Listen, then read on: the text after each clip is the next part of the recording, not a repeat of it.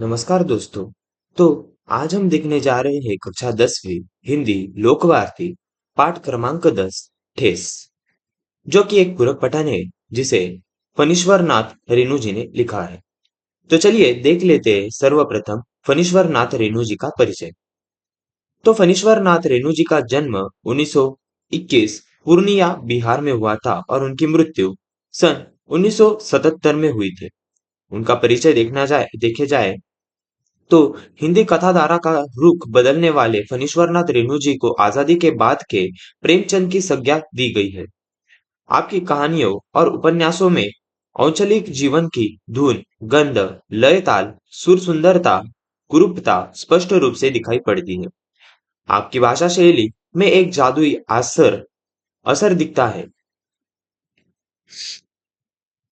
उनकी प्रमुख कृतियां है मैला, आंचल, परती परी कथा, जुलूस, उपन्यास, एक आदमी रात्रि की महक, ठुमरी, अच्छे आदमी, कथा संग्रह, ऋण, जल, धन जल, नेपाली क्रांति कथा, रिपोर्टाज आदि।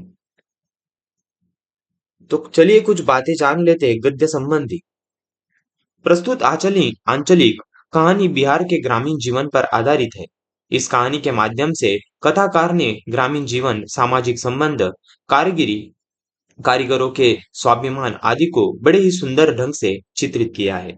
तो चलिए देखते हैं पाठ क्रमांक 10 ठेस, जो कि पूरक पठन है।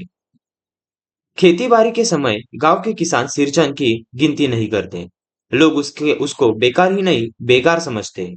इसलिए खेत खलियान की मजदूरी के लिए कोई नहीं बुलाने जाता है सिरचन को। क्या होगा उसको बुलाकर? दूसरे मजदूर खेत पहुंचकर एक तिहाई काम कर चुकेंगे, तब कई सिरचन राय हाथ में खुरपी डुलाता हुआ दिखाई पड़ेगा। पगडंडी पर तोल तोल कर पाँव रखता हुआ धीरे धीरे। मुफ्त में मजदूरी देनी हो तो और बात ही।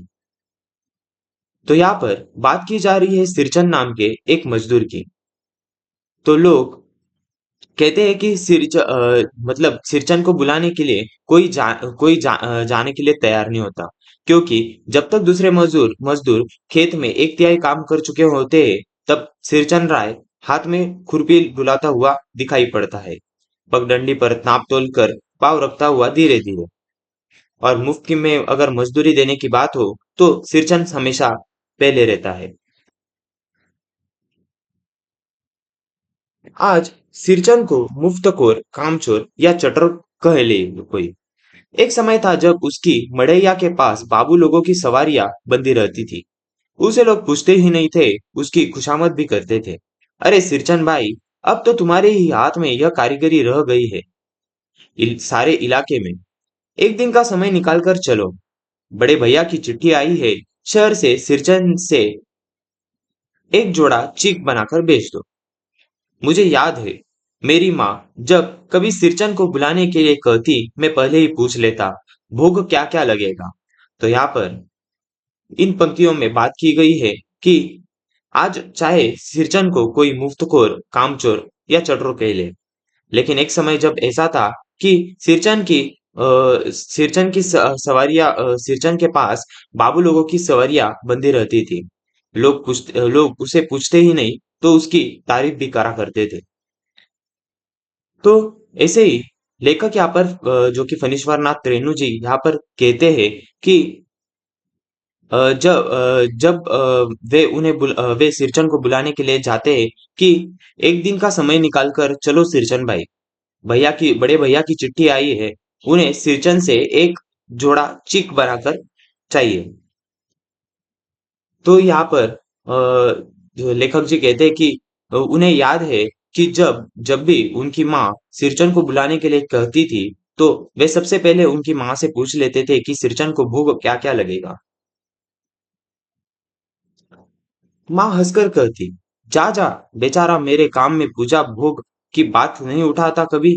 पड़ोसी गांव के पंचानंद चौधरी के छोटे लड़के को एक बार मेरे सामने ही बेपानी कर दिया था सिरचन ने। तुम्हारी भाभी नाखून से काट कर तरकारी परोसती है, और इमली का रस डालकर कड़ी तो हम मामूली लोगों की घरवालियां बनाती है। तुम्हारी भाभी ने कहा से बनाना सीखी है। इसलिए सिरचन को बुलाने के पहले मैं माँ से पूछ लेता। सिरचन को देखते ही माँ हुलस कर कहती, आओ सिरचन, आज नेनू मत रही थी तो तुम्हारी याद आई। घी की खरखोरन के साथ चूड़ा तुमको बहुत पसंद है ना। और बड़ी बेटी ने ससुराल से संवाद भेजा है, उसकी ननद रूठी हुई है मोती की शीतल पार्टी के लिए। सिरचन अपनी पनियाई जीभ को संभाल कर हंसता। घी की सौंधी सुगंध सूंघकर ही आ रहा हूँ काकी, नहीं तो इस शादी ब्याह के मौसम में दम मारने की भी छुट्टी कहाँ मिलती है। तो यहाँ पर जब सिरचन आता है तो अ, लेखक की माँ सिरचन को कहती है कि आओ सिरचन, आज नीनू मत रही थी तो तुम्हारी याद आ गई। घी की खरखोरन के साथ चूड़ा तुमको बहुत पसंद है ना। और बड़ी बेटी की जो ननंद है तो उसे वह रुठी हुई थी मोती की शीतल पार्टी के लिए।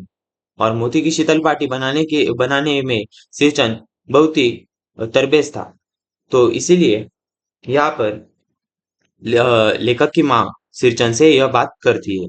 सिरचन अपनी पनियाई जीभ को संभाल कर हंसता कहता है कि घी की सौंधी सूंघकर ही मैं आ गया हूँ काकी। लेकिन और इस शादी ब्याह के मौसम में छुट्टियां भी कहाँ मिलती है।